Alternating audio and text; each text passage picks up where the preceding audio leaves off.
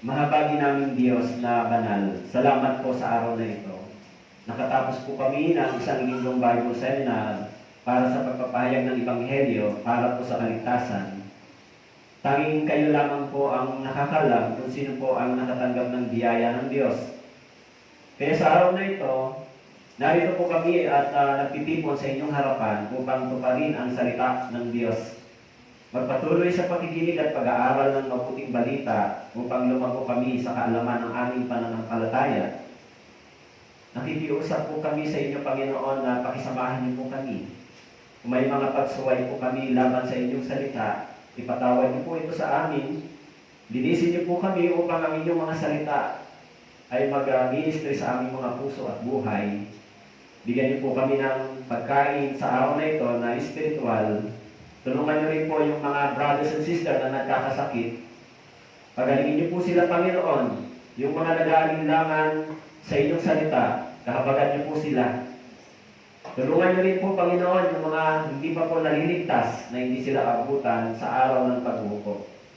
Kaya, Panginoon, sa araw na ito, pakibigyan niyo po kami ng salita at samahan niyo po kami.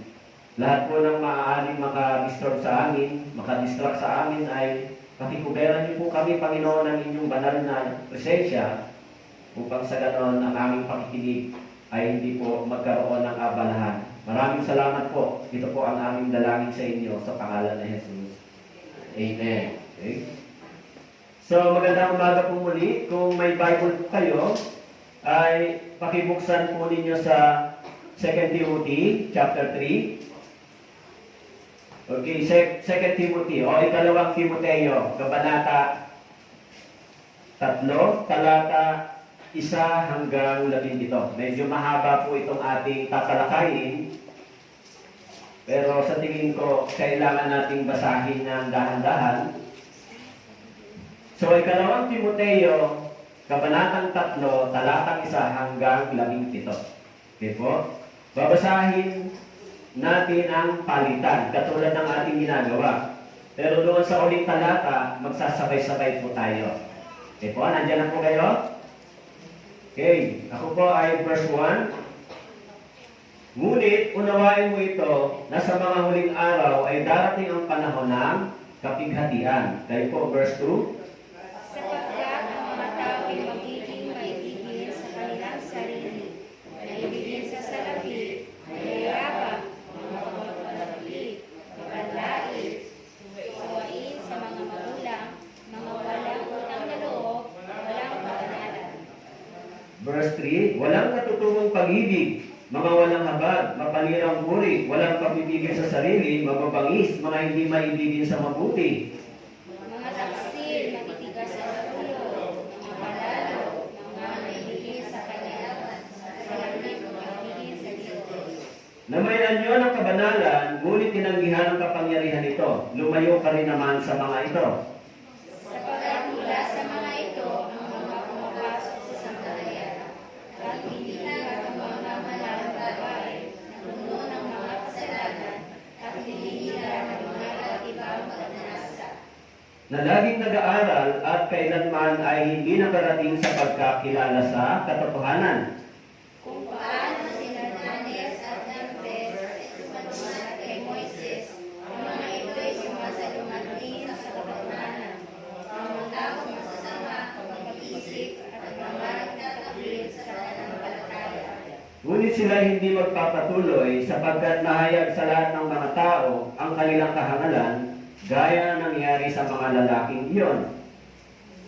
Ngayon tinutong mabuti ang aking aral, pamumuhay at layunin pananampalataya, pagtitiwala, pag-ibig at pag-ibig.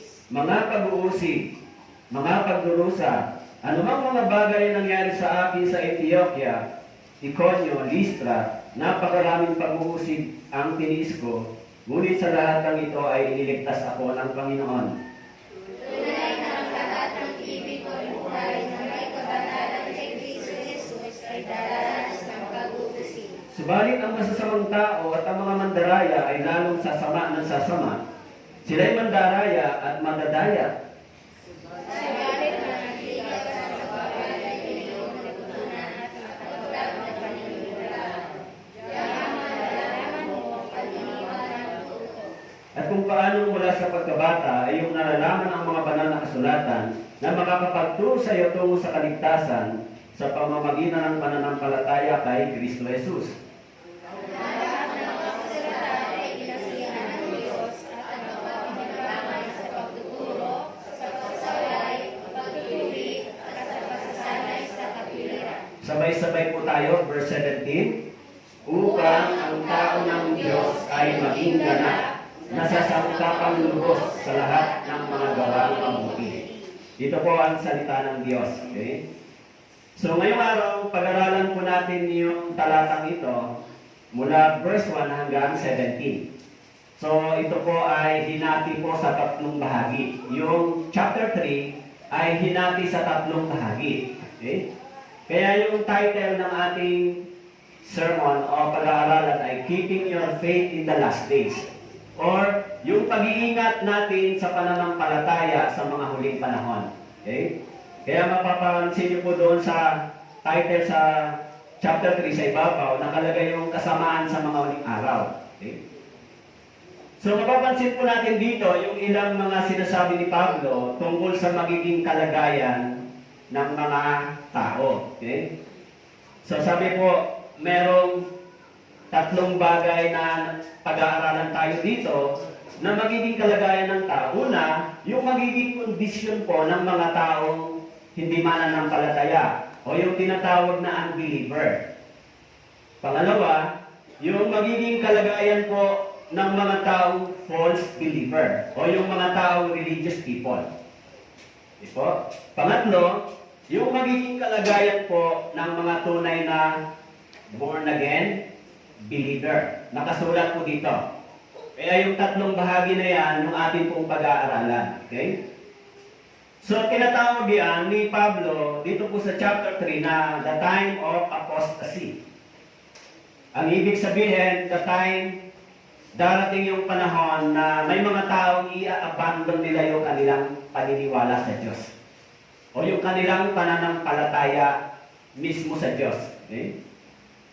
Maging yung kanilang paniniwala ay kanilang iiwan, yung kanilang loyalty. Okay?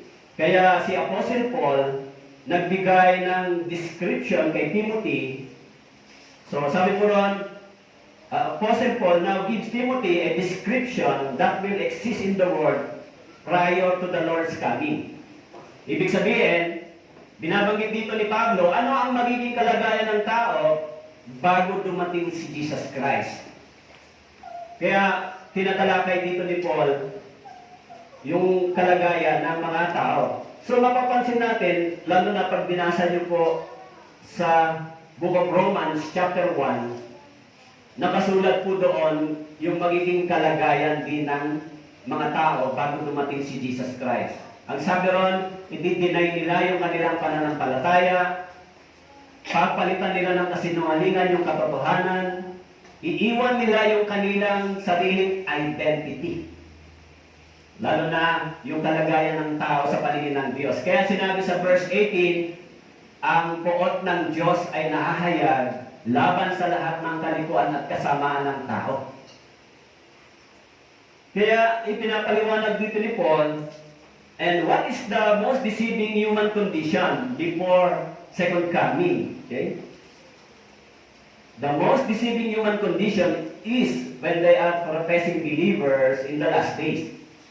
Ang ibig sabihin, the most deceiving human condition, yung mga taong nagsasabing sila ay mga born again o Kristiyano, pero hindi nila natanggap yung tunay na ebanghelyo.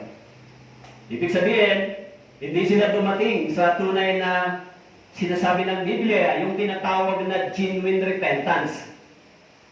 Hindi sila dumating sa tunay na kaalaman patungkol sa pag-ibig at pagpapatawad ng Diyos, yung tinalakay natin na gospel.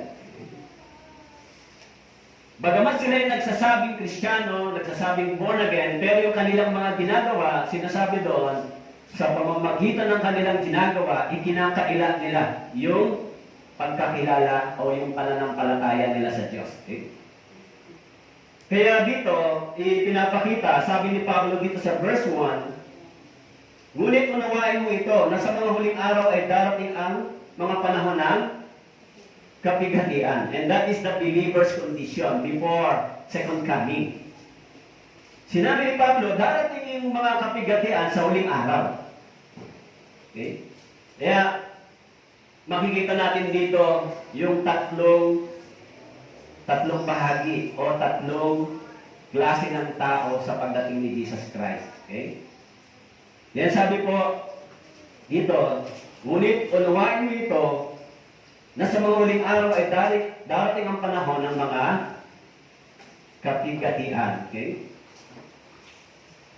Ano po yung mahirap na sitwasyon? Alam niyo po doon po sa Mateo chapter 8 verse 28, nang si Jesus Christ ay dumating po dito, doon po sa verse 28, sabi po, nang makarating si Jesus sa kabilang pampang, sa lupain ng mga Gadareno, ay sinalubong siya ng dalawang inaalihan ng mga demonyo, nalubas mula sa mga libingan, napakabangis nila, kaya't walang makadaan doon. Alam niyo po dito sa talatang ito, kapag binasa po ninyo, yung dalawang inaalihan ng demonyo ay kapag tinatalian, no? Kapag tinatalian, pinikitid nila, pinuputol nila yung tali. Alam niyo po, ganun po yung kalagayan po ng tao. Kahit sila ay nakabind sa law, ang ibig sabihin, kahit yung mga batas ay nakatali sa kanila, kahit yung mga batas ay nalalaman nila, subalit kanila ito pa rin sinusuway. Ganyan kalakas at kabangis yung tao. Kahit na alam nila yung mga batas, pero ito rin ay kanila pong sinusuway. Pinuputol nila yung batas, binabali nila, kaya sinasabi ko roon, bago dumating si Jesus Christ, mas magiging worse yung situation ng mga tao. Okay? As the time approached of Jesus' second coming, human condition became worse than before. They will totally abandon their faith and become more dangerous in our time. Iiwan nila yung kanilang paniniwala sa Diyos. Iiwan nila, tatalikuran nila. Hindi nila kikilalanin yung Ebanghelyo. Kahit naririnig nila na ito ang gagawin ng Diyos in the last days, kahit nalalaman nila na ang Diyos ay naghahanda ng isang paghuhukom, kahit ang Diyos ay nag-warning sa kanila, ang sabi ko doon, they will completely ignore yung God's warning. Yan po yung mangyayari prior the second coming of Jesus Christ. Okay? Kaya sinasabi po roon sa chapter 3 verse 13, ano po yung kalagayan ng tao? Ang sabi po sa verse 13, subalit, ang masasamang tao at ang mga mandaraya ay lalong sasama ng sasama. Sila'y mandaraya at madadaya. Sabi mo sa verse 13, ang masasamang tao o yung mga unbeliever, yung mga taong hindi naniniwala sa Diyos o hindi sumampalataya sa Ebanghelyong ito, ay sabi po, subalit ang masasamang tao at mga mandaraya ay lalong 2 times binanggit, sasama ng sasama. Yan po yung sinasabi ng Biblia. Why the human condition become worse and much violent? No? Alam niyo po yung sinabi dito, hindi pa pabuti yung kalagayan ng tao. Actually, kaya binanggit ko po sa inyo ay 3 klase ng tao. Yung mga unbeliever, patuloy silang sasama ng sasama. Yung mga false believer, patuloy silang madadaya. Yung mga born-again Christian, patuloy silang dumadaan sa kapighatian at kahirapan ng pananampalataya. Kaya sinabi ni Pablo dito sa verse 12, tunay na ang lahat ibig mabuhay, na may kabanalan kay Kristo Jesus ay daranas ng pag-uusig. So, kaya sa araw na ito, tignan natin kung nasaan tayo. Bilang mga tinubos, bilang mga taong iniligtas, dapat ma-identify natin nasaan ba ako rito. Maging sa panahon ng ating Panginoon, bakit ba sa panahon ng ating Panginoon marami yung mga false believer and false prophet and false teacher? Doon po sa Mateo chapter 7 verse 15, sinabi ng Panginoon, mag-ingat kayo sa mga bulaang propeta na lumalapit sa inyo na may damit tupa, ngunit sa loob ay may galit na asong gubat.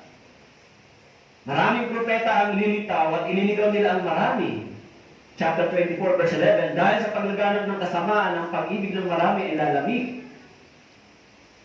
So, bakit po nagiging worse ang kalagayan ng tao? Alam niyo po, sa totoo lang, kapag ang isang tao ay naturuan ng maling pananampalataya, ng maling paniniwala, mas nagiging masama yung kanyang kalagayan. Mas nagiging worse. Bakit po? Tumitigas yung kanyang puso.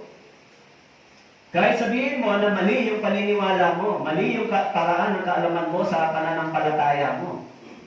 Dahil naturuan sila ng maling pananampalataya, kaya sinasabi ni Jesus Christ doon sa Mateo chapter 25 verse 15, nang sila po ay nahikaya, hindi sila naging anak ng Diyos. Naging anak silang makalawang ulit ng impyerno. Kaya habang sila ay natututo, lumalago sa maling katuruan, sa maling paniniwala, mas lalong nagiging masama yung kanilang kalagayan. Kaya alam niyo po sa totoo lang, yung gawain ng pangangaral ng Ebanghelyo ay napakahalaga, lalo na sa mga Kristiyano, sa mga totoong ligtas. Okay?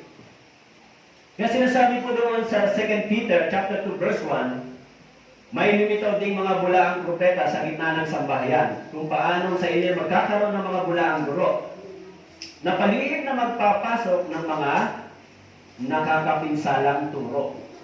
Ano po yung nakakapinsalang turo? Yung mga tao, instead na sila ay dumating sa tunay na pagsisisi sa harapan ng Diyos, nagiging ano po sila? Nagiging proud. Nagiging mas matigas ang puso. Kaya, bilang mga Kristiyano, habang tinuturuan tayo sa church, habang tayo po ay umaatin sa pag-aaral ng Biblia, habang kayo po ay nakikinig ng salita ng Diyos, lalo ba kayong napapalayo sa Diyos? Kung tayo ay tunay na mga born-again Christian, na mga ligtas, habang tayo ay nakikinig at nag-aaral ng Biblia, mas lalo tayong nagiging close at mas malapit sa Diyos. Hindi po tayo papunta doon sa matinding kasamaan. Hindi po tayo papunta sa walang kwentang pamumuhay. Okay? Kaya mapapansin po natin, tinalakay dito ni Pablo, mula verse 2 hanggang verse 6. Yung magiging human behavior. Yung unbelievers' human behavior. Sabi po rito, ang mga tao ay magiging ano po, maibigin sa kanilang sarili, maibigin sa salapi, mayayabang, mapagmalaki, mapanlait, sumayo sa mga magulang, walang utang na loob, walang kabanalan, walang katutubong pag-ibig, walang habag, mapanirang puri, walang pagpipigil sa sarili, mababangis, mga hindi maibigin sa mabuti, mga taksil, matitigas ang ulo, mga palalo, maibigin sa kalayawan, sa halip na maibigin sa Diyos. Yan po yung magiging human behavior ng unbelievers. Okay? Kaya, specific sinabi ni Pablo, ano ang magiging ugali, ano ang magiging pagkatao ng mga taong hindi naniniwala sa Diyos? Mas magiging worse. Kaya sabi po roon, habang papatating si Jesus Christ, pasama ng pasama yung kalagayan ng tao sa harapan ng Diyos. Yan po yung sinasabi ng Biblia, in the last days, bago dumating si Jesus Christ. At yung mga false believer, binanggit po dito sa verse 5, hanggang verse 9. Ano po ang sabi doon? Meron silang ano? May anyo ng kabanalan, ngunit tinatanggihan ang kapangyarihan ito. Lumayo ka rin naman sa mga ito. Sapagkat mula sa mga ito, ang mga pumapasok sa sambahayan, binibiyag ang mga hangal na babae na puno ng mga kasalanan, at hinihila ng mga iba't ibang pagnanasa, in verse 7, ano daw ang gawain nila? Laging nag-aaral at kailanman ay hindi nakarating sa pagkakilala ng katotohanan. Ito yung magiging kalagayan ng mga false believer. Anong laging nag-aaral? Lagi daw silang nagbabasa ng Biblia, nag-aaral, pero they will never come to the genuine repentance and the knowledge to the Son of God. Ang sabi diyan, kailanman ay hindi nakarating sa pagkakilala ng katotohanan. Kaya kung mapapansin natin yung kalagayan ng ating sitwasyon sa panahon ngayon, tulad ng pinag-aralan natin sa Bible Seminar, okay? Sabi po roon sa verse 5, meron silang anyo ng kabanalan. This is a false believer. Meron silang anyo ng kabanalan, ngunit tinatanggihan nilang kapangyarihan nito. In verse 5, meron silang anyo. Ibig sabihin sa kanilang panlabas na pamumuhay, mayroon silang religious life. Yung anyo ng kanilang kabanalan. Outwardly, these people seem religious. They make profession of Christianity, but their action speaks louder than words. Kaya sinabi ko po sa inyo minsan, di ba? Sinabi ko po sa inyo, may mga born again ba? May mga reliyoso bang tao na humahawak ng bote? Tumatagay? May umiinom? Mga born again, meron ba na umiinom? Yung totoong born again Christian, nagiinom ba talaga? Nung alak? May mga born again ba na totoong born again na makikita mo sa mga sugalan, makikita mo kung saan mga sinful places? Kaya sinasabi ko rito, yung kanilang action nagdi-deny sa kanilang paniniwala sa Diyos.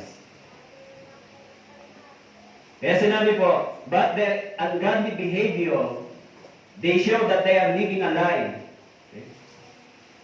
Ungodly behavior, yung kanilang pag-uugali, ikinikilos at ginagawa. Halimbawa, ako po, dati po akong gawain ko ay ganon. Nagda-drugs, nagiinom, naninigarilyo. So, pag nakita niyo po akong ganon ang ginagawa ko, maniniwala po ba kayo na totoong ako ay may tunay na pananampalataya? Kaya ho, sinasabi ng Biblia, inaangkin nilang kilala nila ang Diyos, ngunit sa pamamagitan ng kanilang mga gawa ay kinakailan nila. Palibhasa sila'y kasuklam-suklam at mga masuwayi, hindi na angkop sa anumang gawang mabuti. In Titus chapter 1 verse 16. Matalas po ba yung Biblia? Matalas yung Biblia kung ang tao ay hindi nabubuhay sa katotohanan at sa salita ng Diyos. Pero kung nabubuhay po tayo dito sa salitang ito, tayo ay nagkakaroon ng kaalaman. Tayo ay nakakaunawa na tayo ay nasa tamang direction.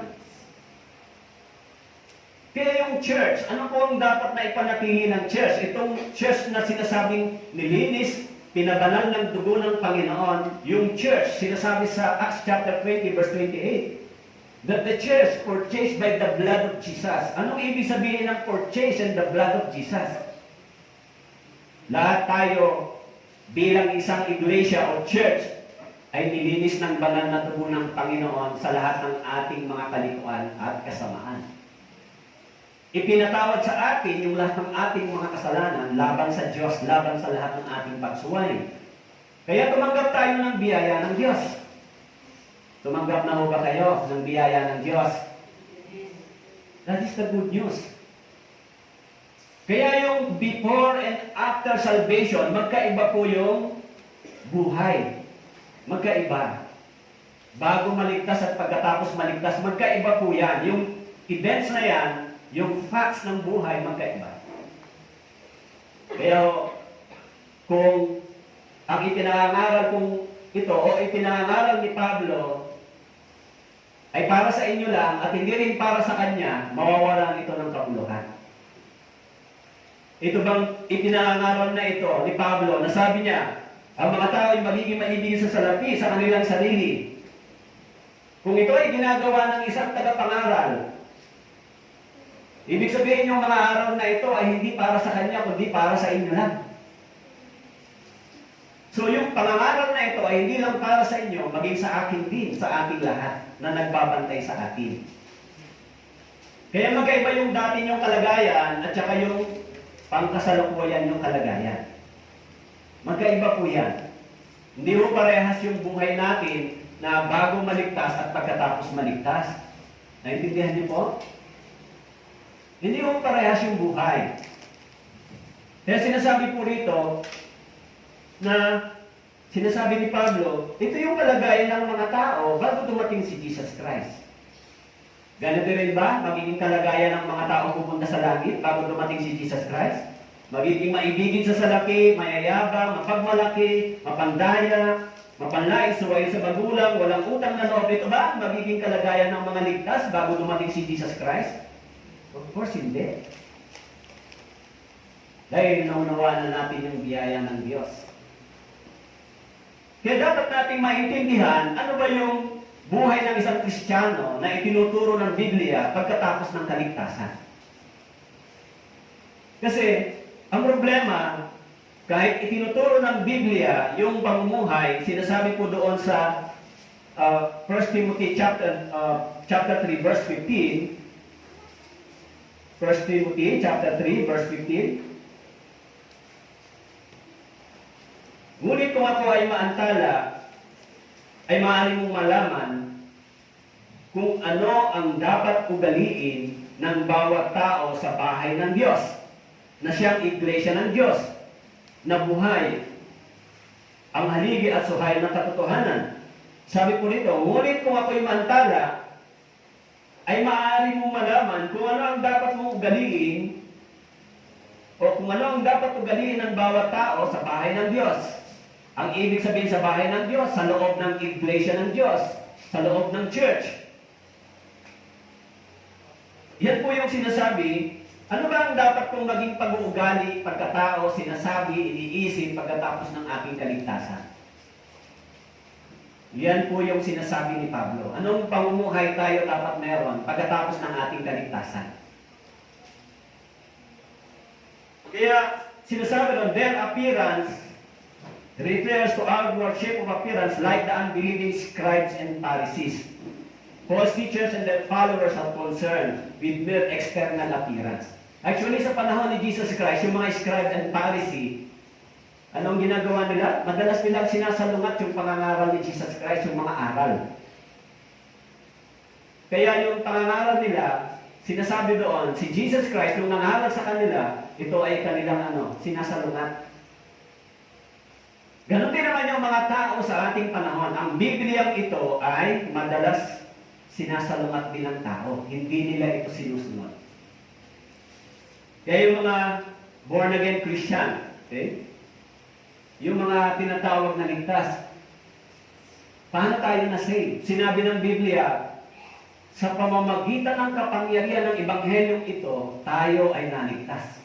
Sa pamamagitan ng Ebanghelyong ito, nang tayo ay sumampalataya, tayo ay naligtas. Kung ganon, yung Ebanghelyong ito, sasalungatin ba natin? Hindi ba tayo susunod sa sinasabi ng Ebanghelyong ito, ng salita ng Diyos? Alam nyo, hindi po sinasabi dito yung perfectong pamumuhay. Hindi po. Ang sinasabi dito, pagkatapos nating maligtas, dapat tayong mabuhay ng matuwid at tama sa paningin ng Diyos. Kaya bilang mga Kristiyano, bilang mga tunay na naligtas, yung mga aral na ito ay napakahalaga para sa atin. Kaya doon po sa verse 6, sinasabi po, sapagkat mula sa mga ito, ang mga pumapasok sa sambahayan at binibihag ang mga hangal na babae na puno ng mga kasalanan at hinihila ang mga iba't ibang pagnanasa. Sabi ni Pablo, mula sa mga ito, ang mga pumapasok sa sambahayan, binibihag ang mga hangal na babae na puno ng mga kasalanan at hinihila ng mga iba't ibang pagnanasa. Actually, yung problema dito ay tungkol minsan sa mga pastora. Okay? Sinasabi rito na mula sa mga ito, ang mga pumapasok sa sambayan, binibihag ang mga hangal na babae na puno ng mga kasalanan, hinihila ng mga iba't ibang pagnanasa. Kaya pagdating sa verse 7, sinabi ni Pablo, lagi silang nag-aaral. Kailanman ay hindi nakarating sa pagkakilala ng katotohanan. Sinabi mo roon sa 1 Timothy chapter 2 verse 11 and 12. Unang Timoteo chapter 2 verse 11 and 12. Hayaan ang babae matuto sa katahimikan na may buong pagpapasakop. Hindi ko ipinahihintulot na ang babae magturo, ni nagkaroon ng pamumuno sa mga lalaki, kundi tumahimik. Sapagkat si Adan ang unang nilalang, pagkatapos ay si Eva. At si Adan ay hindi nadaya, kundi ang babae nang madaya ay nahulog sa pagkakasala. Hello, nasusundan niyo po yung ating pag-aaral. Sabi po dito, ang mga babaeng ito ay hindi pinapayagan magturo, ni magkaroon ng pamumuno sa mga lalaki, kundi tumahimik. Pero sa ating panahon, yung talatang ito ay mismong ipinangangaral yung Biblia, sila mismo ang sumasalungat. Okay. Kaya sinasabi po diyan, hindi sila pinahintulot na magturo, pero nagtuturo sila. Anong ibig sabihin? Yung Biblia ito, mismong ginagamit nila at sila rin ang sumasalungat at hindi sumusunod. Kaya doon sa 1 Corinthians chapter 14, verse 34, binanggit ni Pablo, in 35, ang mga babae ay dapat tumahimik sa mga iglesia, sapagkat sila hindi pinahintulutang magsalita, kundi pasakop gaya ng sinasabi ng kautusan. Kung mayroon man namang bagay na nais nilang malaman, tanungin nilang kanilang mga asawa sa bahay, sapagkat kahihiya para sa isang babae ang magsalita sa iglesia. Kaya in the last days, sinasabi ni Pablo, in the last days, lalabas yung mga taong ito. Mas magiging worse, mas magiging matindi yung pagsalungat ng tao mismo sa salita ng Diyos. Kaya po pagkatapos nating maligtas, no? Pagkatapos niyong maligtas, iba po ang magiging kalagayan niyo sa harapan ng Diyos. Iba yung magiging sitwasyon natin, hindi katulad ng dati. Kaya minsan, no, nung ako po ay naligtas, sa totoo lang, ako po ay napupuot sa kasalanan. Napuot talaga ako sa mga vices, napuot ako sa mga alak, sa sugal, sa sigarit, sa lahat ng vices. Bakit po? Kasi na-realize ko na lahat ng mga ito ay naging bunga, naging cause ng pagkasira ng aking pamilya at pagkatao before. Kaya nung ako ay naligtas, pag nakikita ko yung mga bagay na yan, napupuot talaga ako sa kasalanan na yan. Kasi yan ang nagdala sa akin mula doon sa kapahamakan. Pero may mga nagsasabing mga born again, mga Kristiyano, o mga religious people na ginagawa pa rin nila yan hanggang ngayon. Kung ganon, sabi po ng Bible, inaangkin nilang kilala nila ang Diyos, pero sa pamamagitan ng kanilang mga gawa, ikinakaila nila ito. Kasi dapat sa paningin ng Diyos, sinasabi ni Pablo, yung iglesia, yung mga brothers and sisters, sabi ni Pablo, iharap mo sa Diyos na malinis. Sa pamamagitan ng pangangaral ng Ebanghelyo, iwan nila yung lahat ng mga bagay na maruming pamumuhay. Haharap tayo sa Diyos na malinis. Bakit po? Kasi yung kasalanan ay nagpaparumi sa atin. Kaya sinabi ni Jesus Christ, hindi yung mga lumalabas sa bibig, kundi yung nanggagaling sa puso. Yung nanggagaling sa puso na lumalabas sa bibig, ang siyang nagpaparumi sa atin. At yan ay ang kasalanan. Kaya yung kasalanan ito ay nagpaparumi sa mga tunay na born again Christian. Ano po yung magiging condition ng mga false believer? Ang sabi po roon, laging nag-aaral, kailanman hindi nakarating sa pagkakilala ng katotohanan. In chapter 3, verse 7. Kaya sabi po sa verse 8, kung paano sina James and Jambres ay sumulat kay Moises, sumalungat kay Moises, ang mga ito ay sumalungat din sa katotohanan, mga taong masasama ang pag-isip at mga nagtakwil sa pananampalataya. Ngunit sila ay hindi magpapatuloy sapagkat nahayag sa lahat ng mga tao ang kanilang kahangalan gaya na nangyari sa mga lalaking iyon. Sino po si James at Jambres? Sila yung mga taong nagtakwil sa kanilang pananampalataya. Ibig sabihin, sila ay mga dating kasama ni Pablo sa loob ng iglesia, sa church. Pero dumating yung panahon, itinakwil nila yung pananampalataya nito. Kaya ano po ba yung sinasabi ni Pablo na dapat nating ingatan? Mga brothers and sisters, dapat nating ingatan sa loob ng iglesia, sa loob ng church. Nakasulat po sa 1 Corinthians chapter 5 verse 9. Puntahan po natin. Okay? 1 Corinthians chapter 5 verse 9 hanggang 13.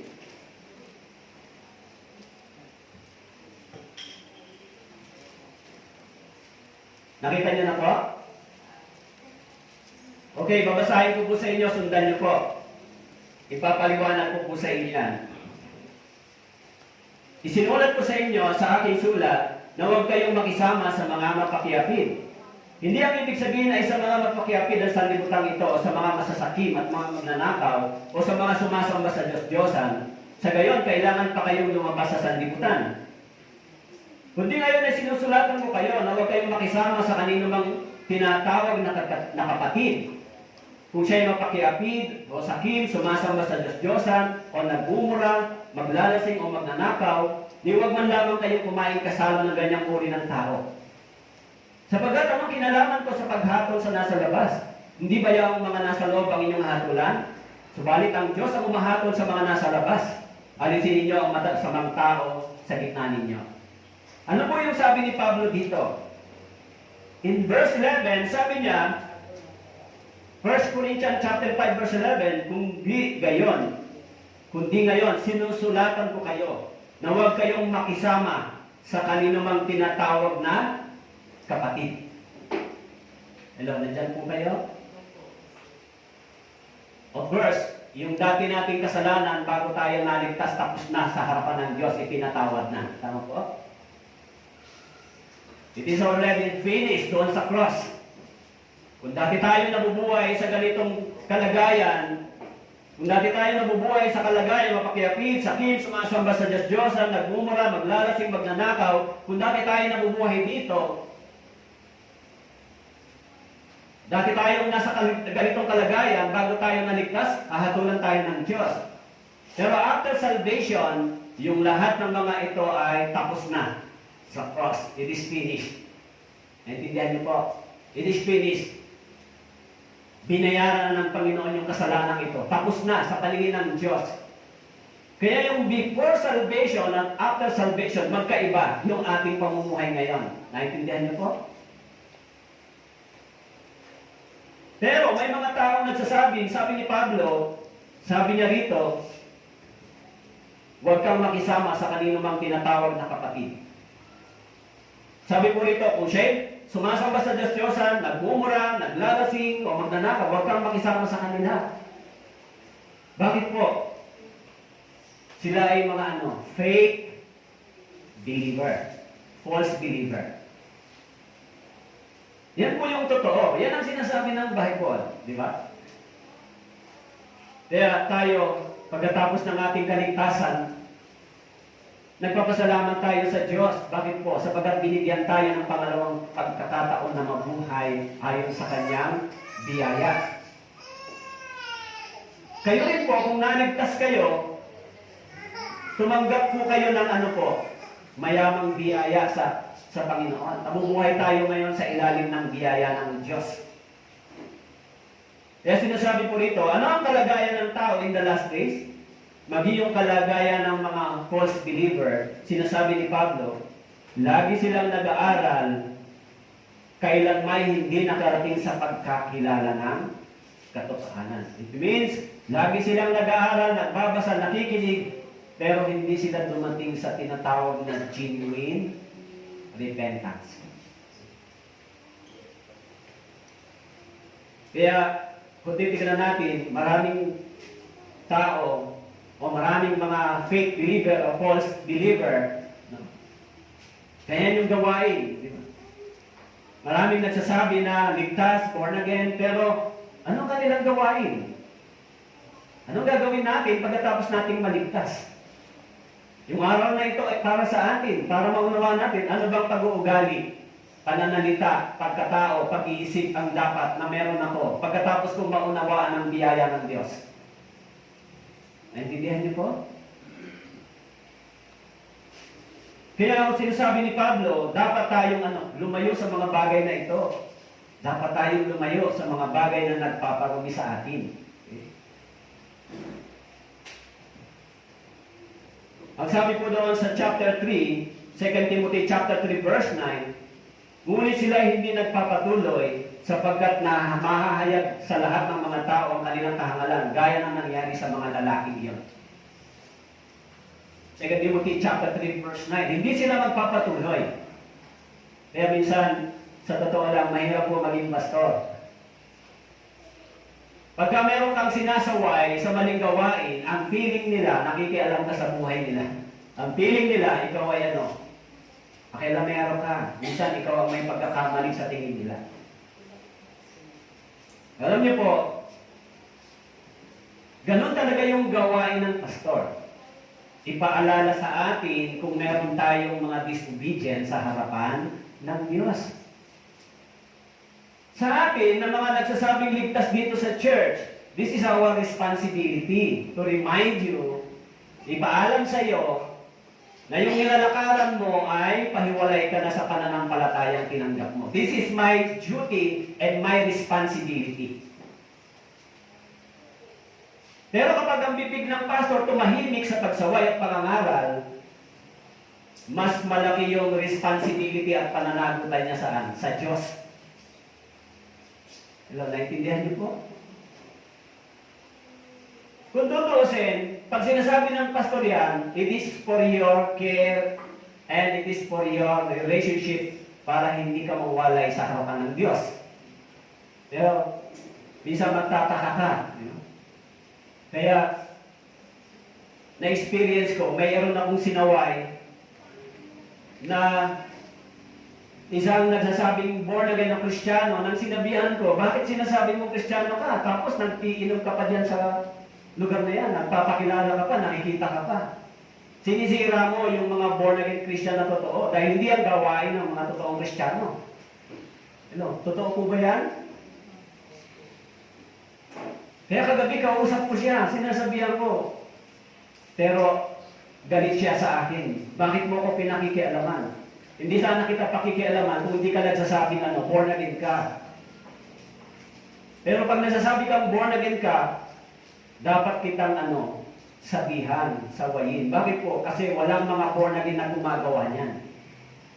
Kaya tuloy ang tingin ng mga tao sa born again ay ganun din yung gawain. Pero kung hindi mo sinabing hindi ka born again, hindi kita pakikialaman. Bakit? It is your choice. Kaya yung mga pastor, ano po yung ibinigay na responsibility sa kanila?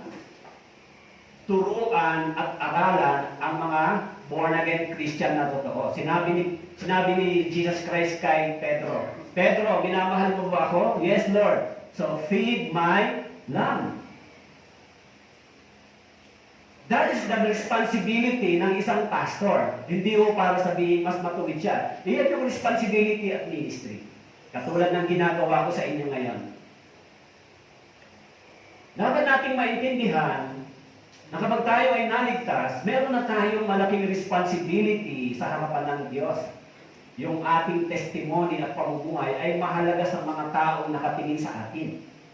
Hindi lang sa mga tao, sa mga brothers and sisters. Kung ako hubay, makikita nyo rito na habang nangangaral tumatagay, may ginagawang hindi maganda, nagiging mabuti ba ang patuto sa inyo yung mga naran? Kung ganon, kung ako ay sumusunod dito bilang tagapangaral, kayo, dapat din ba kayong sumunod? Yes, lahat kayo. Kaya sinasabi ni Pablo, ito yung magiging kalagayan ng mga tao. Okay?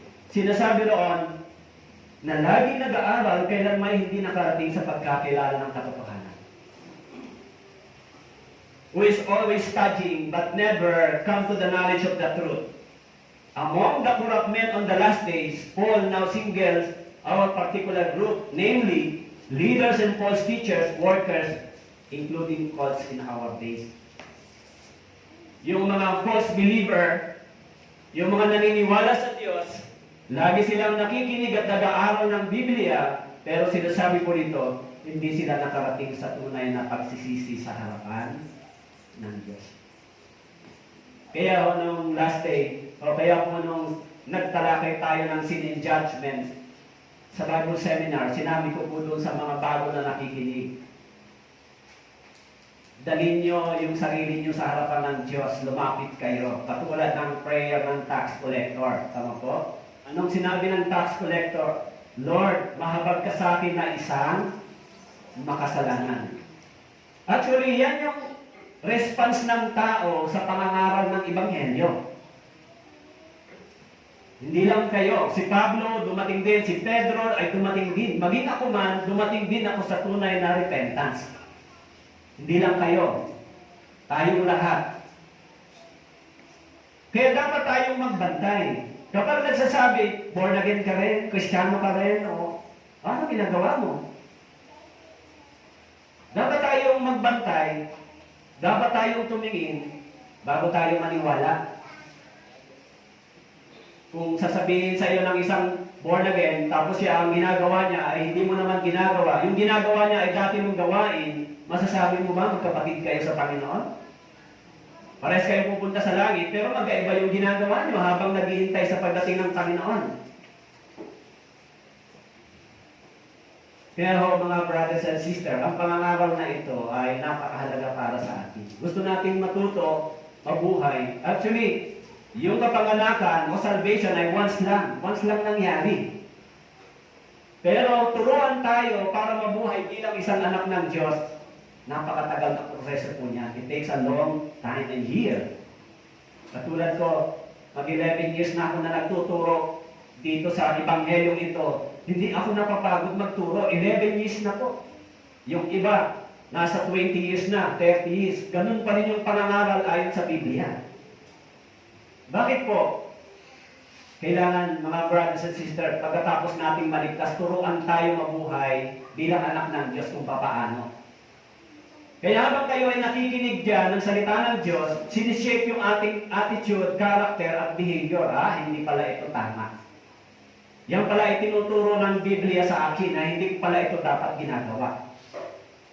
So habang tumatagal tayo nakikinig, yung buhay natin ay mas nagiging tama. Yung sanctification, tinatawag na sanctification, o pagpababanal ng ating pamumuhay sa physical na aspeto ay, it is the process. Of course, once and for all, yung ating espiritu, yung ating kaligtasan, pinabanal tayo ng Diyos one time. Pero yung ating laman, yung ating katawan, tinuturuan pa natin sumunod sa ating espiritu. Kaya minsan, merong disobedience yung ating katawan. Tama to? Yan yung tinatawag na future sin. Kaya kung wala tayo sa church, hindi tayo nakikinig, nag-aaral at nagpapatuloy, yung laman ito, yung sinful nature na ito ay maghahari sa atin. Kukontrolin tayo. So anong gagawin ng lamang ito? Anong gagawin ng sinful nature na ito? Una, ilalayo tayo dito sa salita ng Diyos. Aalisin niya sa atin yung spiritual values natin. Unti-unti ilalayo tayo. Kaya yung mga Kristiyano na minsan nasa church, minsan wala. Yung mga nagsasabing born again, na minsan nasa church, minsan wala. Anong mangyayari sa kanila? Dinadalaw sila nino. Ano sabi ng diablo sa kanila? Huwag ka na pumunta sa church. Gawin mo na lang yan. Ang ibig sabihin noon, sinasabi ng diablo sa isipan niya, katulad ng sinasabi ni Adan, sinasabi ng diablo sa isipan ni Eve. Kainin mo yan, hindi ka mamamatay. Kainin mo yan, magkakaroon ka ng karunungan. Sa isipan niya, akala niya, pwedeng tanggapin ng Diyos yung katwiran niya. Pwede ba tanggapin ng Diyos yung katwiran natin? Sabihin natin, Lord, kasi naman may gagawin ako ngayon, marami akong trabaho. Pwede ba tanggapin ng Diyos yan? Yung mga born again na hindi nagpapatuloy ng pakikinig, dapat nating maintindihan yung buhay natin pagkatapos maligtas ay pag-aari na tayo ng Diyos. Kung sa buong linggo, wala tayong pakikinig, wala tayong pag-aaral ng Biblia, hindi tayo nagbabasa siguro, kasi kung hindi tayo pumupunta sa mga pagtitipon, that is the obedience or disobedience. Nakasulat ba sa Biblia? Opo. In Hebrews chapter 10, verse 25, sinabi ron, huwag niyong kaligtaan yung pagdalo sa pagtitipon. Ako ba ang nagsasabi nito na yan ay disobedience nyo? Disobedience natin? Ang nagsasabi po dyan ay ang Biblia. Kung sinabi ron, huwag niyong kaligtaan ang pagdalo sa pagtitipon, kung kinaligtaan natin yan, ibig sabihin, this is the disobedience doon sa verse na yon. Naintindihan niyo po? Kaya sinasabi ni Pablo, ano ang kalagayan ng mga unbeliever in the last days? Yung mga false believer, ano ang kalagayan nila? Magiging mas masama yung kalagayan nila kaysa dati. Pero yung mga believer, yung mga totoong born again, mas magiging masama po ba ang kalagayan natin kaysa dati? Ay, hindi po. Hindi mo magiging ganon ang resulta ng pangangaral ng Ebanghelyo sa atin. Sinasabi ron, lagi silang nag-aaral, kailanman hindi nakakarating sa pagkakilala ng katotohanan. Actually, hindi sila nakakilala sa nakarating sa pagkakilala sa katotohanan, they never understand the meaning of redemption through faith in Christ Jesus, or the meaning of the blood, the meaning of the death of Jesus Christ. Kaya, sa ating panahon, maging yung mga false pastors and teachers, nagiging ano po sila, yung mga reverend, bishop, apostles, non-born again pastor, nagiging ano po sila, possessive sa title. Possessive sa title.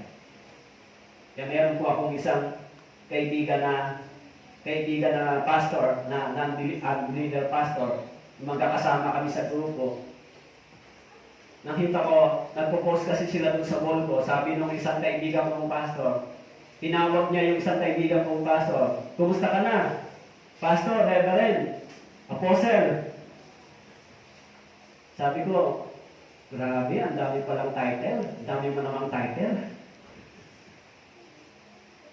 Mas concerned sila doon sa title, sa position, kaysa pangangaral at kaligtasan ng kaluluwa ng mga tao. Kaya kahit ako, sa totoo lang, 2 times po ako na-ordain sa unbeliever pastor. 2 times. Pero nai-realize ko, for what? Para saan yung mga ganong bagay na hindi ka naman totoong born again at ligtas. So it is useless. Pero pag naging reverend ka, pag na-ordain ka, reverend ka, parang mukhang kagalang-galang ka talaga. Di ba? Pero na-realize ko na para saan? Pagharap mo sa Diyos, kahit naging PhD ka, kahit na mataas inaral mo, kahit na anong pang kurso inabot mo, pagharap mo sa Diyos, anong mangyayari? 0 ka. Ano ko? Lahat ng mga position, lahat ng mga tinanggap mo parangal dito sa lupa, pagharap mo sa Diyos, anong sasabihin ng Panginoon sa iyo? Buti pa ikaw, sa lupa, marami kang title. I-honor ba ng Diyos yung pagiging PhD mo, pagiging reverend, pagiging bishop? I-honor ba ng Diyos? Hindi po yan i-honor ng Diyos. Ang i-honor ng Diyos, anong ginawa mo pagkatapos mong naligtas? Mayroon tayong pagsusulit. Kaya sinasabi dito ni Pablo, lagi silang nag-aaral, pero hindi sila makakarating sa pagkakilala ng katotohanan. Kaya yung mga false believer, tumanggap sila ng mensahe, hindi God's mercy and grace. Tumanggap po sila ng mensahe papuntang impyerno, hindi po God's grace and mercy. Yung mga unbeliever at false believer, ang tinanggap nila, hindi po habag at awa ng Diyos at biyaya, ang tinanggap nila, mensahe papuntang impyerno. Bakit po? Naniwala sila sa maling pananampalataya. Kaya sa panahon ngayon, mahirap humanap ng totoong gospel. Kaya laking pasasalamat ko na itong Life of Mission mga misyonary ay dumating sa akin o sa amin at ipinakilala sa akin yung totoong ebanghelyo. 13 years na bulag akong nangangaral, pero nang dumating yung misyonary pinakilala sa akin, this is the true gospel. Kaya siguro sasabihin nila, grabe yung sinasabi mo. Ito yung totoo.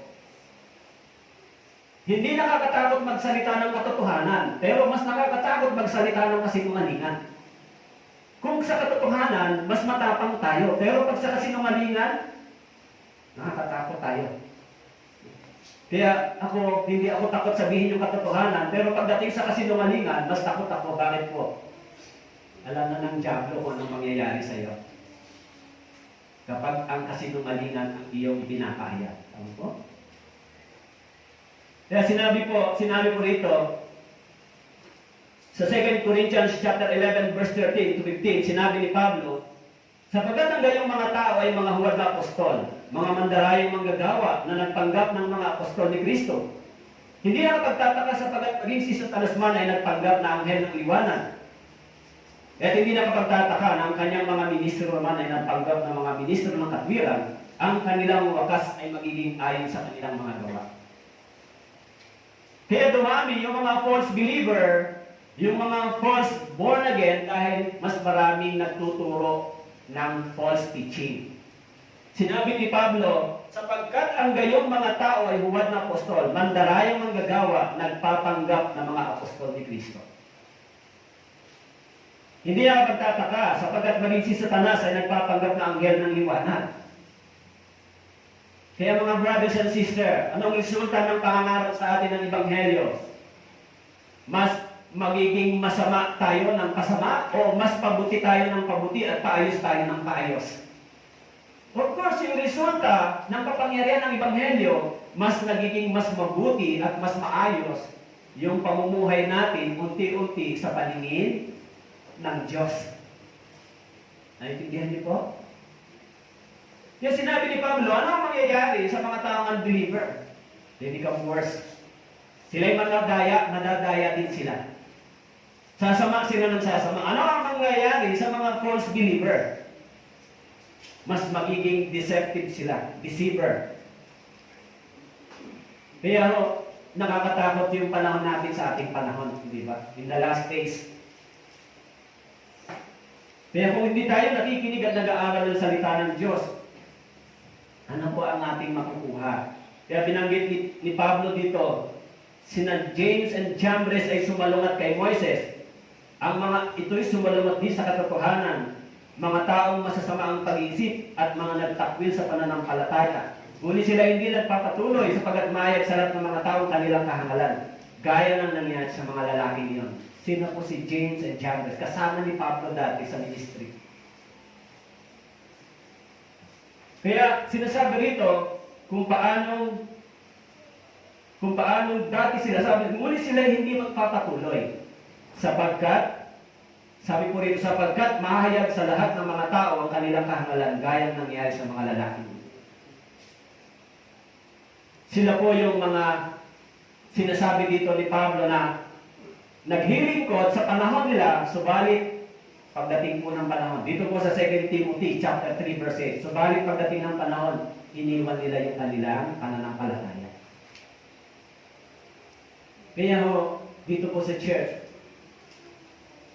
kapag natapos nating sabihin, ligtas ka na, opo, ligtas ka na, born again na, ligtas na. Opo, ligtas na ako. Pagkatapos mong maligtas, ano gagawin mo at saan ka pupunta? Paano ka mabubuhay? Of course, kung tayo ay naligtas, pagkatapos nating maligtas, dapat mabuhay tayo sa loob ng church, sa loob ng iglesia, sa church. Bakit po? Sa church, tumatanggap tayo ng spiritual milk, spiritual na gatas. Sinabi doon ng mga ipinanganak na sanggol sa espiritu ay tumatanggap ng espiritong gatas, spiritual na gatas. Dito sa church, inaalagaan tayo. Kaya yung mga kabataan minsan, sorry minsan dahil mahigpit ako. Bakit po? Kasi pag hindi ka naging strict sa kabanalan at katwiran sa loob ng church, yung church ay magiging magiging marumi sa paningin ng tao at ng Diyos. Kung ganon, sasabihin sa atin, bakit ba kayo nangangaroon ng ganyan? Ginagawa nyo rin naman pala yung mga ginagawa ng mga taong hindi naniniwala sa Ebanghelyong ito. Kung titignan mo, yung mga araw na ito ay para saan? Para kanino? Para sa ating lahat, para sa inyo. Kung yan ay sinusunod natin, kung yan ay ginagawa natin, nagiging maganda ito sa paningin ng Diyos.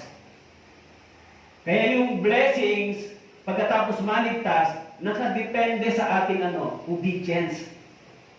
Kung tayo ay nagiging masunurin sa Panginoon, yung blessings ng Diyos uutusan niya pumunta sa atin. Kung yung mga magulang, natutuwa sila kapag ang anak nila ay masunurin. Tama po? Eh, binibigay nila yung kailangan. Ganon din naman ng Diyos. Yung blessings na meron tayo, yan ay depende sa ating obedience. Pero yung mga Kristiyano naman talaga na napaka-dedicated sa church, nakikita ko naman sila. Na-witness ko naman sila na maayos talaga yung unti-unti yung pamumuhay, pagkatao nila, umaayos talaga.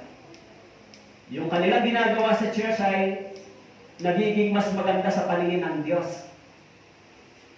Totoo po yan. Kasi, akala niyo po ba yung pastor ay hindi nag-o-observe? Yung pastor, nag-o-observe sa church, sino ba yung mga mananampalataya dito na yung kanilang pag-ibig sa church, pagsuporta sa gawain, pagdating sa mga bagay na ito, nandyan sila, aktibo sila sa church, aktibo sila sa pakikinig at pag-aaral ng Biblia. Alam po ng pastor yan at kilala ng pastor kung sino yung mga yan. Siyempre, hindi ka naman pwedeng maging pastor sa church kung hindi mo alam anong kalagayan ng mga brothers and sisters. Kaya sinasabi ni Pablo, in the last days, makikita mo yung mga ganitong bagay. Kaya kahit minsan sa FB, sa Messenger, nagpapaalala ako sa mga kabataan kung minsan pag may mga medyo sablay, brother o sister, medyo delikado tayo dyan, huwag kang tumuloy. Pero kung tatahimik ang bibig ko bilang pastor, parang sinasabi ko, okay lang yan, magkamali, magkasala ka, tuloy ka lang. So ngayon, yung pagsunod, depende sa iyo kung gusto mong sundin o kung ayaw mo, di ba? Kasi sinabi ng Deuteronomy chapter 30 verse 19, piliin mo. Piliin mo kung ano ang mabuti para sa iyo. Pagpapala ba o sumpa, piliin mo, umili ka. Kasi nung tayo po ay naligtas, hindi po inalis ng Diyos sa atin yung yung kalayaan, yung free will. Ano po? Kaya magagawa natin kung anong bagay na gusto natin. Subalit, kung ito ay salungat sa salita ng Diyos, alam na natin kung ano ang magiging kasunod. Kaya doon po sa 1 John chapter 4, verse 1, unang 1, chapter 4, verse 1, sinabi po, mga minamahal, huwag ninyong paniwalaan ng bawat espiritu, kundi inyong subukin ang mga espiritu. Kung sila'y sa Diyos, sapagkat maraming lumilitaw na mga bulaang propeta sa sanlibutan. Ang sabi po, mga minamahal, huwag ninyong paniwalaan ng bawat espiritu, kundi inyong subukin ang mga espiritu.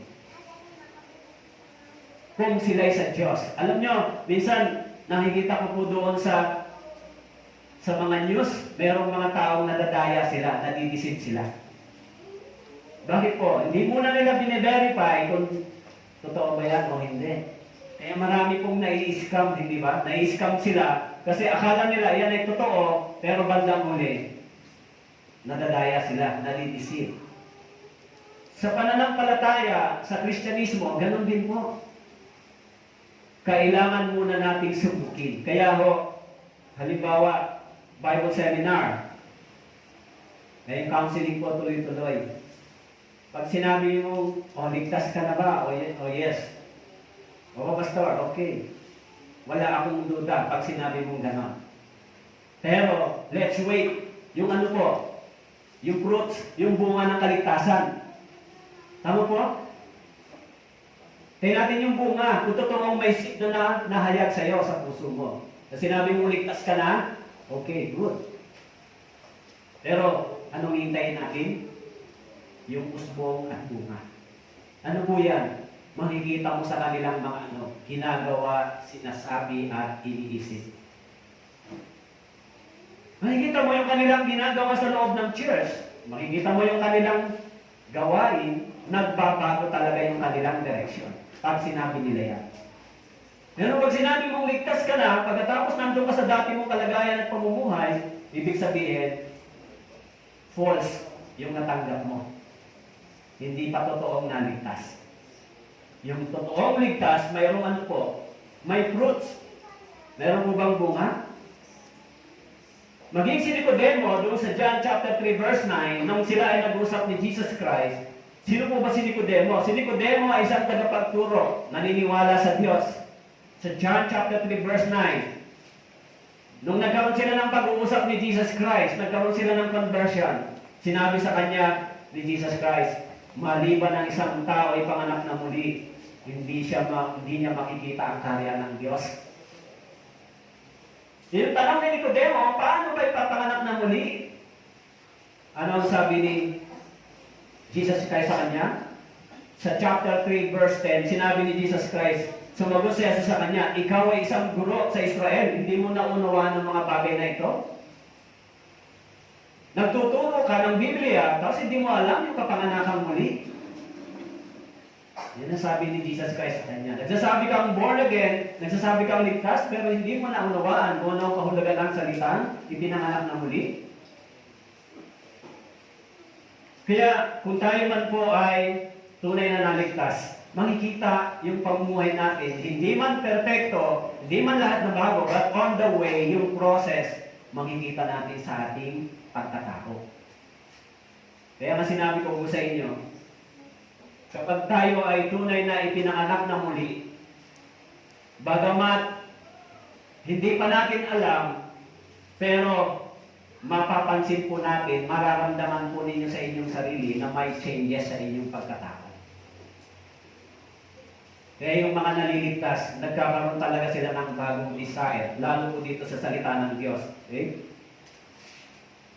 So ano po yung sinasabi ng Biblia sa atin? Okay? Dito naman sa mga Kristiyanong totoo, sa mga ligtas, ano po yung sinasabi? Doon po sa Ephesians chapter 4, verse 17, ito yung bilin ni Pablo sa mga tunay na naligtas. Ephesians chapter 4, verse 17 hanggang verse 20. Kaya sinasabi ko ito at pinatapahanan sa Panginoon na kayo hindi na dapat lumakad na gaya ng lakad ng mga hintil sa kawalang saysay ng kanilang mga pag-iisip. Nagdalim ang kanilang mga pangunawa, kalibasay na hiwalay sa buhay ng Diyos. Dahil sa kanilang kamangmangan, dahil sa katigasan ng kanilang mga puso, sila naging manhid, ibinigay ang kanilang sarili sa kahalayan, sakim sa paggawa ng bawat uri ng karumihan. In verse 20, ngunit hindi sa gayong paraan ninyo natutuhan si Kristo. Kaya sabi ni Pablo, hindi na kayo dapat lumakad na gaya ng lakad ng mga hintil. Kaya doon po sa Acts chapter 11 verse 18, binigyan din ng Diyos ng pagsisisi ang mga hintil. Bakit po? Yung salitang hintil ay pagan nation, mga pagano. Kaya yung Israel, sila yung tinawag ng Diyos, pinabalan ng Diyos. Yung pagan nation ay yung mga taong walang o hiwalay sa bansang Israel. Kaya sinabi rito, hindi na kayo dapat lumakad sa dati ninyong kalagayan. Yung pagan nation ay, ano po ang ginagawa ng mga pagan nation? Sabi mo ron, sumasamba sila sa mga Diyos-Diyosan, iniiwan nila yung kanilang creator, nabubuhay sila sa tinatawag na spiritually blinded. Doon po sa 2 Corinthians chapter 4 verse 4, binulag sila ng sanlibutan ito. Nabubuhay sila sa ganitong kalagayan. At alam niyo po, yung pinakamatinding ginagawa nila, doon po sa Awit chapter 2 verse 2, Awit chapter 2 verse 2,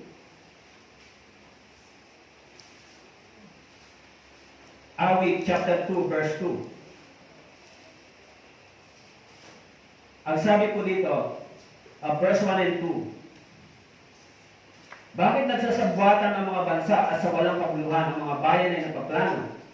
Inihahanda ng mga hari sa lupa ang kanilang sarili at ang mga pinuno ay nagsisisangguni laban sa Panginoon. At sa kanyang binuhusan ng langis na nagsasabi, okay? Sabi po rito sa verse 2, inihahanda ng mga hari sa lupa ang kanilang sarili at ang mga pinuno ay nagsangguni laban saan? Laban sa Panginoon. Kaya, yung kalagayan ng pagan nation, ang sabi po rito, nakikipaglaban sila sa Panginoon. Nakikipaglaban sila sa tinatawag nilang Diyos, sa kinikilala nilang Diyos. Kaya, sinasabi po rito na, yung mga taong ito ay laban sa Panginoon. Yan yung pagan nation. Yan yung mga hentil. So, dati, tayo ay nabubuhay ng laban sa Panginoon. Nabubuhay ba kayo dati ng laban sa Panginoon? Dati tayo ay nabubuhay ng salungat sa salitang ito. Ang ibig sabihin ng laban sa Panginoon, tayo ay dating nabubuhay ng salungat sa salitang ito, sa Biblia, sa salita ng Diyos. Kung tayo ay sumasalungat sa salita ng Diyos, ang ibig sabihin niya, lumalaban ang tao sa salita ng Diyos, lumalaban ka sa Diyos. Yan ang ibig sabihin. Kung hindi mo sinusunod yung Biblia, ang ibig sabihin, hindi mo sinusunod ang Diyos. Yan po yung kahulugan niya. Sino ba ang naguto sa atin na mabuhay ng tama? Ang salita ng Diyos. Sinasabi rito, sa verse 20, hindi sa gayong paraan ninyo natutunan si Kristo. Tinuruan ba tayo ni Kristo na maging masamang tao? Habang tinuturuan ba tayo ng salita ng Diyos, pasama ba ng pasama yung kalagayan natin? Mas nagiging worse pa tayo? Hindi. Habang tinuturuan tayo ng salita ng Diyos, inuhubog tayo yung pagkatao natin, pag-uugali natin bilang mga anak ng Diyos. Tinuturuan tayong magkaroon ng takot sa Diyos. Kaya meron ba kayong takot sa Diyos? Nare-realize nyo ba na hindi na yung dati kong pamumuhay? Dapat sundin ko kung ano ang sinasabi ng Biblia. Hindi na ako ang dapat nasusunod sa sarili ko, dapat ang Diyos na. Kasi ako ngayon ay ligtas na. After salvation, hindi na dapat nasusunod yung sarili ko. Dapat ang nasusunod, yung Diyos ang nasusunod, hindi ako.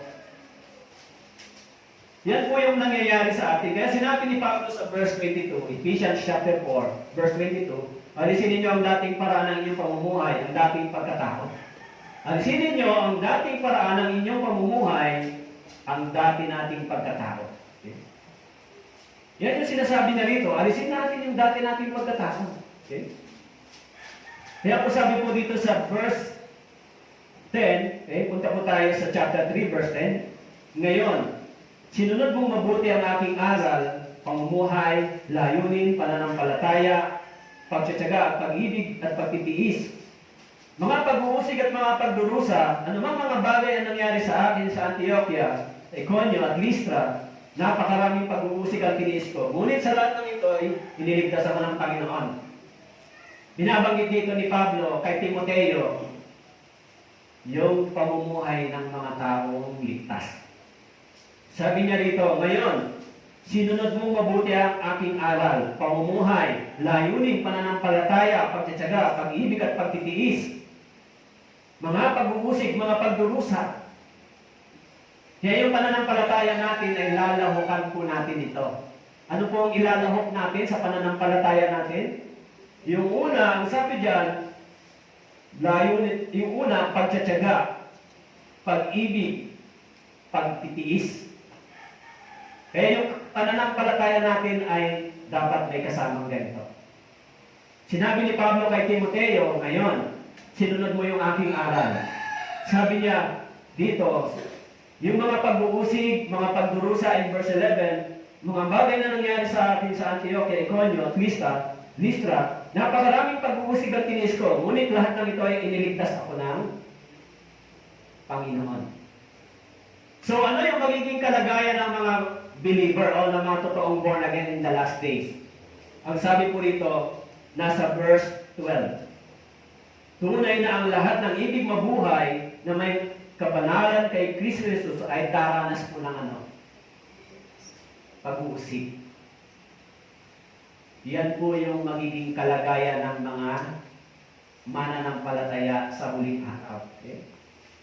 Kaya kung kayo man po ay inuusig, kung kayo man po ay dumaraan sa paghihirap, pagtitiis, pagtsatsaga, sa mga pagdurusa, dahil sa pagsunod sa pananampalatayang ito, ang ibig sabihin, kayo po ay lumalakad sa pananampalatayang itinuturo ng Biblia. Yan po yung mangyayari sa mga ligtas na Kristiyano. Kaya minsan yung mga born again na Christian, no, may mga tao na naligtas na sila, pero minsan, yung dating pamumuhay nila ay ibinabato pa sa kanila. That is the persecution. Diba? Yung dati nilang kalagayan, kahit ligtas na sila, minsan, ibinabato pa sa kanila.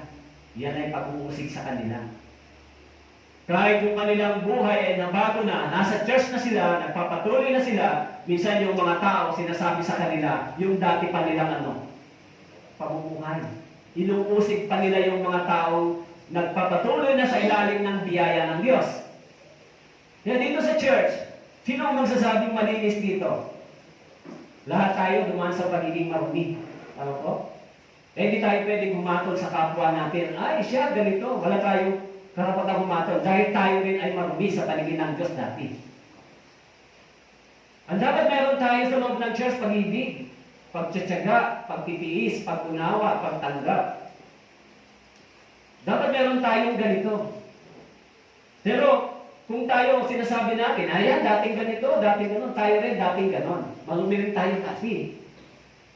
Hindi rin tayo malinis sa paningin ng Diyos dati, kaya wala tayong karapatan magsabi. Magpasalamat tayo sapagkat sila rin ay tumanggap ng biyaya ng Diyos. Tama po? Ako rin, tumanggap din ako ng biyaya ng Diyos. Kaya sa loob ng 25 years halos, never na humawak ako ng bote. Never na tumanggap ako ng kahit isang tagay. Bakit po?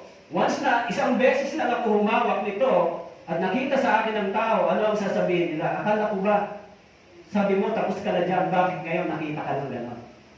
Nagkaroon sila ng pagkakataon at dahilan na usigin ka. Kung gano'n, hindi po yan persecution. Pag inuusig ka dahil sa iyong pagkakamali, hindi po yan pag-uusig. Yan ay consequence ng iyong disobedience. Pero kung wala kang ginagawang mali, kung ikaw ay nabubuhay sa kabanalan na sinasabi nito, inuusig ka, yan po yung salitang persecution na sinasabi ng Biblia. Hello, naiintindihan niyo po? Kaya minsan, yung mga taong gumagawa ng kasalanan, inuusig sila, sinasabihan sila. Bakit po sila sinasabihan? May karapatan sila magsabi. Dahil nakikita sa iyo yung iyong ginagawa na mali. Lalo na po sa loob ng iglesia, sa loob ng church. Kaya lahat tayo, bago tayo napunta dito, lahat tayo ay tumanggap lang ng isang biyaya. Lahat tayo. Kaya kung meron tayong mga pagkukulang sa isa't isa, dapat nating ipatawad ito. Palitan natin ng pag-ibig, pag-unawa. Bakit po? Kung hindi tayo marunong ng ganito, tayo rin ay hindi tatanggap sa iba ng ganito. Kung hindi tayo marunong tumanggap ng pag-unawa, pag-ibig, magbigay para sa iba, tayo rin hindi tatanggap ito galing sa iba. Hindi rin yan ibibigay ng Diyos sa atin. Bakit? Hindi tayo marunong umibig at umunawa at magtiis sa iba. Kung gano'n, hindi rin tayo tatanggap dito sa iba. Naintindihan niyo po? Kaya sa loob ng church, mahalaga po yung salitang pagtitiis, pagtsatsaga, pag-ibig. Pag-ibig sa mga brothers and sisters. Hintayin sila na lumago, mag-mature sa pananampalataya. Dahil sabi ni Jesus Christ, sabi ni Pablo, in the last days, yung mga taong, mga false believer, mga unbeliever, sasama sila ng sasama. Pero yung mga born again believer na totoo, hindi sila pasama ng pasama. Mas pabuti ng pabuti yung kalagayan nila sa harapan ng Diyos. Kaya dapat sa loob ng church, nagkakaisa tayo. May pag-ibig tayo dapat. May pagpapatawad, may pagtitiis. Huwag mabilis yung bibig natin magsalita laban sa ating brothers and sisters. Pigilan natin yung ating dila. Kasi yung dila, sabi ko ay, pag hindi natin napigilan, wawasakin niya yung magandang pananampalataya. Dapat sa loob ng church sabihin natin yung mabuting bagay at makakatulong sa mga brothers and sisters. Kasi sabi rito, yung mga Kristiyano may pagtsatsaga, pag-ibig at pagtitiis. Kasi sinabi po ng Biblia, tunay na ang lahat ng ibig mabuhay na may kabanalan kay Kristo Jesus ay daranas ng pag-uusig. Pagdating sa verse 13, nagbago yung statement ni Paul, sinabi niya, subalit ang masasamang tao at ang mga mandaraya ay lalong sasama ng sasama. Sila'y mandaraya at madadaya. Kaya verse 12 at 13, magkasalungat yung statement ni Paul. Binanggit niya una yung kalagayan ng mga Kristiyano sa harapan ng Diyos. Sila'y uusigin, sila'y magdurusa dahil sa pananampalataya ito.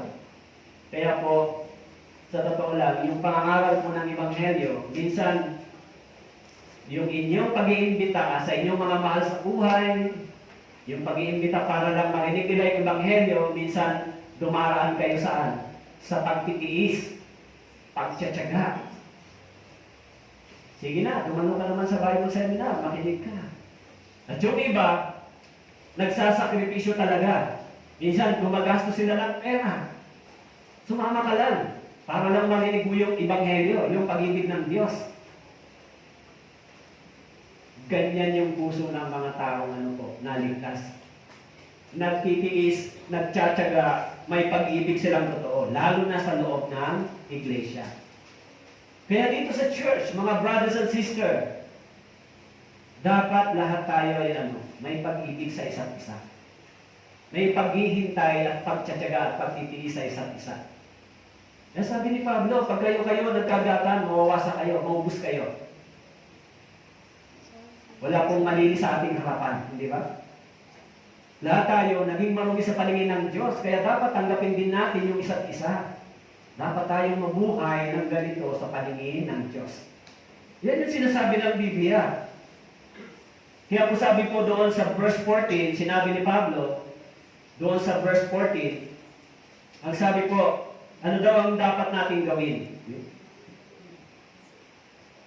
Subalit, manatili ka sa mga bagay na iyong natutunan at matatag na pinaniniwalaan, yamang nalalaman mo kung kanino ka natuto. Okay? Sinabi po rito, ano po yung dapat nating gawin? Sabi po rito, sa verse 14, manatili ka sa mga bagay na iyong natutunan. Manatili ka sa church, manatili ka sa iglesia. Yun yung sinabi ni Jesus Christ sa John chapter 15. Manatili ka sa church para dumating yung panahon, mamunga ka. Manatili tayo sa iglesia, sa church. Yan ang ibig sabihin. Manatili ka sa pakikinig. Manatili ka sa pag-aaral ng Biblia.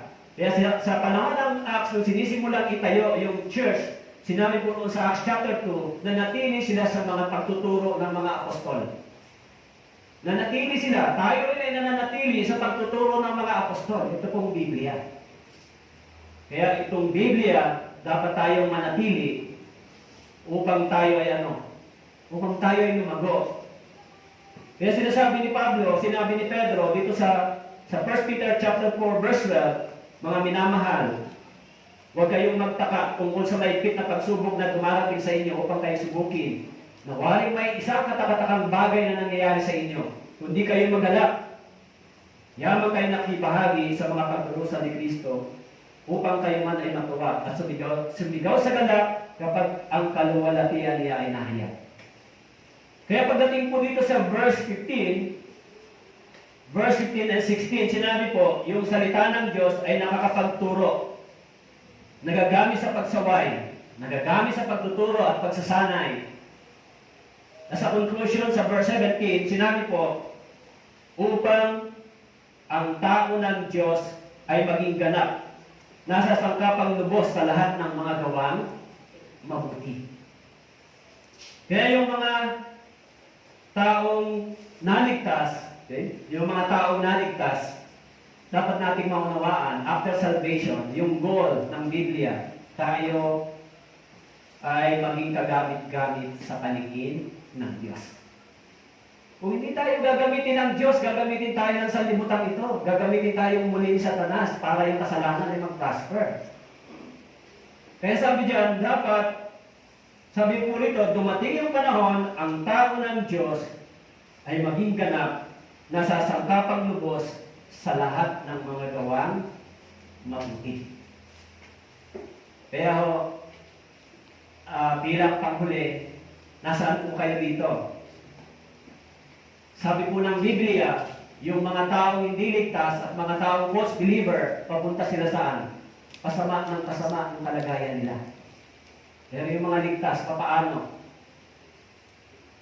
Kaya kung pagdating ng Sunday, dapat nasa church tayo.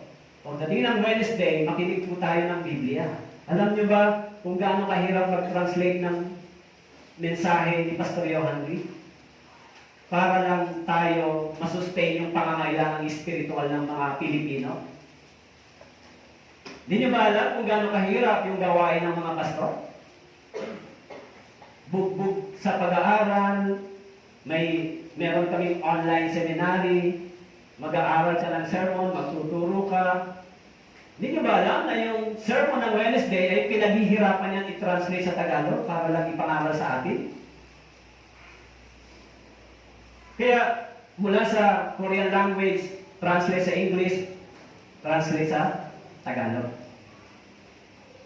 3 salin. So, gaano kahirap gawin yan? Para lang ihanda sa atin every Wednesday.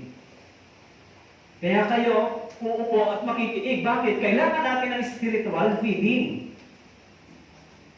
Pero, minsan, yung mga brothers and sisters, dinidisgrace nila yung ganitong labor. Okay? Kaya yung mga pastor, paalala sila ng paalala. Dumalo kayo sa DVD sermon. Dumalo kayo sa Sunday sermon. Bakit po? Kasi sa totoo lang, pagkatapos natin maligtas, kailangan natin ito.